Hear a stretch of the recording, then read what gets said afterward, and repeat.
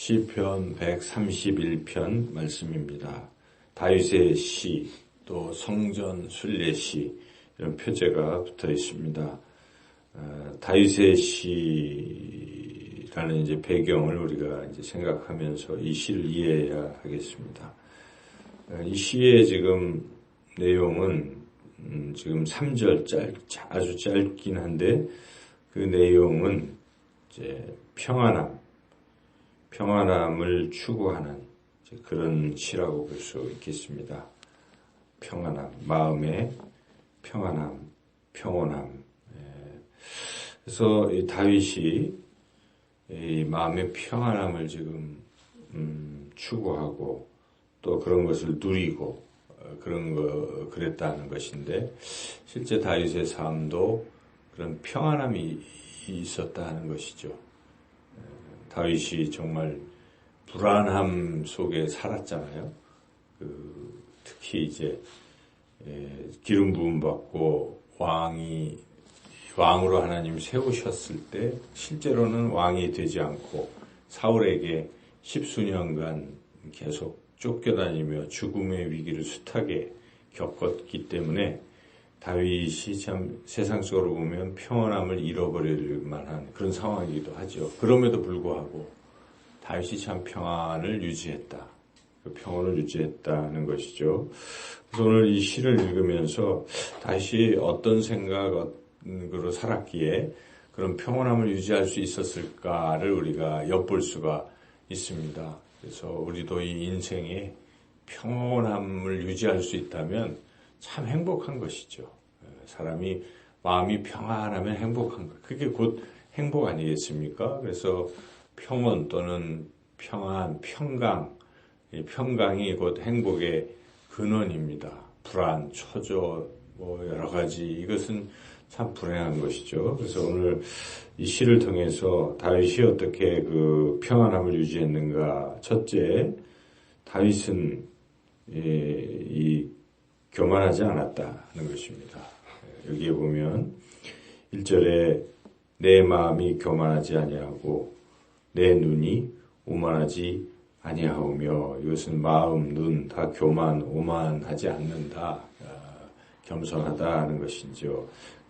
그게 구체적으로 어떻게 나타나냐면 뒤에 보니까 1절 하반절에 내가 큰 일과 감당하지 못할 놀라운 일을 하려고 힘쓰지 아니하나이다 하는 거죠. 그래서 그 어떤 자기가 할 수도 없는 그 일을 자꾸 추구하려고 애쓰는 것은 어찌 보면 이게 좀 교만한 것입니다. 자기를 너무 높이는 거죠. 분수를 알지 못하는 것이죠.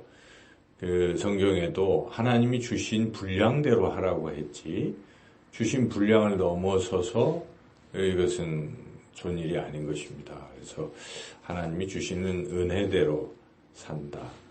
이런 마음을 가지면 평안할 수가 있습니다. 근데 사람들은 저마다 높은 꿈을 가지고, 근데 그 꿈이 어찌 보면 또 하나의 욕심일 수도 있습니다.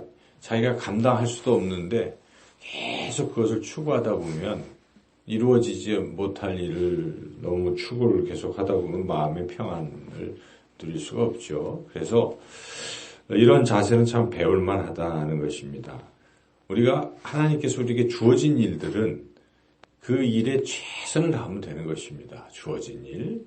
그런데 주어지지 않은 일까지도 더 큰 일을 하겠다고 자꾸 하다 보면 하지도 못할 뿐만 아니라 이 마음의 평안을 잃어버려서 참 불행하게 되는 것입니다. 그래서 다윗도 어찌 보면 주어진 일에 최선을 다할 때 그 다음에 하나님이 또 다른 일을 맡겨주시면 하고 이렇게 나가는 것이죠.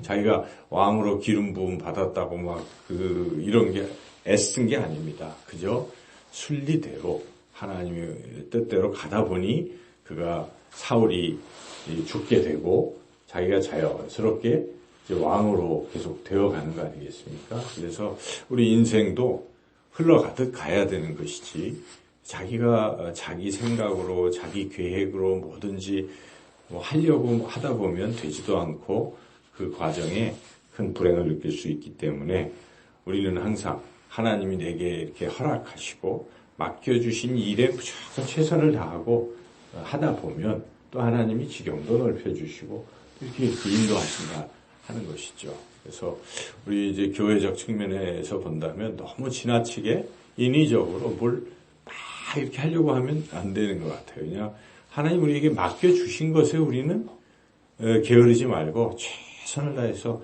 하다 보면 하나님께서 그릇을 보시고 이제 더 맡겨도 되겠다 하면 또 맡기시면 그 일을 해나가는 것이 이제 옳을 것입니다. 인생도 그런 관점으로 산다면 마음의 평안을 유지할 수 있습니다. 둘째로 이제 2절에서 보면 한마디로 말한다면 욕심을 버리라 하는 것입니다. 욕심을 가지면 평안을 잃어버립니다. 자기 욕심. 그러니까 1절과도 연결이 된다고도 볼 수 있는데 2절을 한번 읽어볼까요? 실로 내가 내 영혼으로 고요하고 평온하게 하기를 젖된 아이가 그의 어머니 품에 있음 같게 하였나니 내 영혼이 젖된 아이와 같도다. 여기 젖된 아이에 우리가 주목할 필요가 있습니다. 거기에 평온을 유지하는 비결입니다. 젖을 떼지 않은 아이와 젖을 뗀 아이를 비교하면 어떨까요? 젖을 떼지 않은 아이는 계속 지금 젖 먹으려고 고치는 거예요. 계속 달라. 그 평온하겠습니까? 울기만 하고 있겠죠. 그런데 젖을 떼는 아이는 어떻습니까? 그런 것은 이제 욕심이 그런 부분은 이제 사라지는 것이죠. 그래서 우리가 인생에서 어떤 욕심을 자꾸 가지고 있으면 자꾸 때를 쓰고 울고 뭐 이렇게 돼 인생이 평온을 잃어버립니다. 그러므로 그런 정욕심을 내려놓을 때 평온을 유지할 수가 있습니다. 바울도 이렇게 쭉 사역하다가 깨닫잖아요. 그래서 갈라디아 교인들에게 그런 편지를 쓸 때 갈라디아서 5장 24절에 나의 정과 욕심은 이제 십자가에 못 박혔나니 그가 가졌던 이런 것들을 다 이제 내려놓는 것이죠. 욕심, 정을 십자가에 못 박았을 때 진정한 평안이 찾아온다. 그러므로 우리가 세상의 어떤 이런 것들, 그런 것들이 있을 거예요. 그런 것들을 이렇게 쭉 내려놓으면 평온이 온다는 것이죠. 지금 우리 또 정치 얘기를 해서 참 죄송하지만 저는 이 말씀을 묵상을 했으면 좋겠어요. 대통령이. 그리고, 하고 이 젖된 아이와 같이 말만 내려놓는 게 아니라 진짜 이렇게 쭉 내려놓으면 잘못했으면 잘못했고 이걸 쭉 진짜 욕심 없이 내려놓으면 저는 국민이 용서할 거라고 저는 생각돼요. 그런 모습 속에서 국민이 다른 측면에서 볼 텐데 반대로 자꾸 가니까 국민도 같이 분노해서 지금 뭐 평행선을 달리고 있다고 보여지거든요.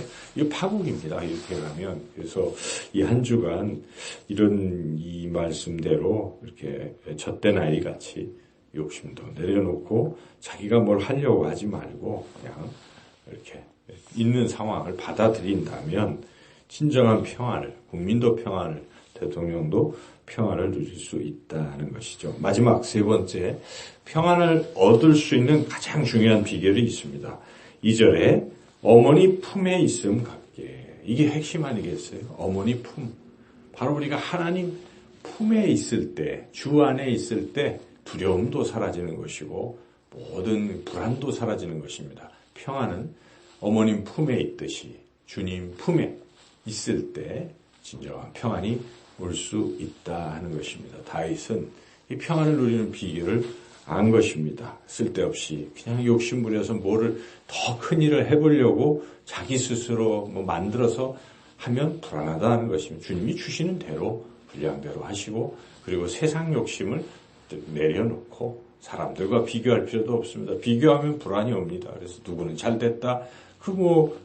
이건 다 세상의 일장춘몽과 같이 지나가는 일들, 물질과 권력과 부귀, 명예 다 사라지는 것이죠. 그래서 그런 것들에 연연해하지 말고 내려놓고 오직 우리는 주님 안에 있기를 사모하고 주 안에 있으면 진정한 평안이 우리에게 찾아올 수 있다는 것입니다. 바울은 바로 그런 평안을 누렸습니다. 누리고 지금 싫어하고 자기가 평안을 누리다 보니까 이 백성들에게 말을 하는 거예요.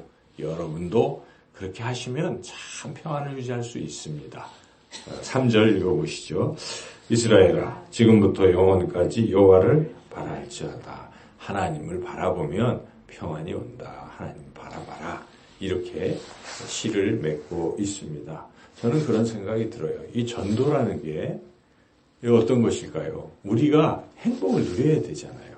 정말 세상 욕심 버리고 쓸데없이 자꾸 어떤 일을 하려고 하지 않고 주님 안에서 진정한 평강을 누리면 그냥 믿지 않는 사람들에게 보여집니다. 그리고 여러분, 예수님 안에 거하십시오. 참 평안을 누릴 수 있습니다. 하는 말이 실감이 나고 또 그들이 그것을 받아들일 수가 있어요. 그런데 실제로 교회를 다닌다고 하나님을 믿는다고 하면서도 그런 욕심과 어떤 이것에 사로잡혀서 불안하면서 그래도 전도를 한다고 그렇게 해봤자 듣는 사람이 안 돼요. 설교자도 마찬가지라는 생각이 듭니다. 강단에서 많은 것을 설교하지만 정작 본인이 진정한 평안을 누리지도 못하면서 설교를 한다면 듣는 이들이 그게 믿겨지지가 않죠. 근데 진정한 평안을 누리며 말씀을 전한다면 그런 것을 느끼고 또 받아들이게 된다는 것이 오늘 다윗과 같이 이런 평안을 누리며 또 그 평안을 사람들에게 전하는 그런 삶이 되시기를 주님의 이름으로 축원합니다.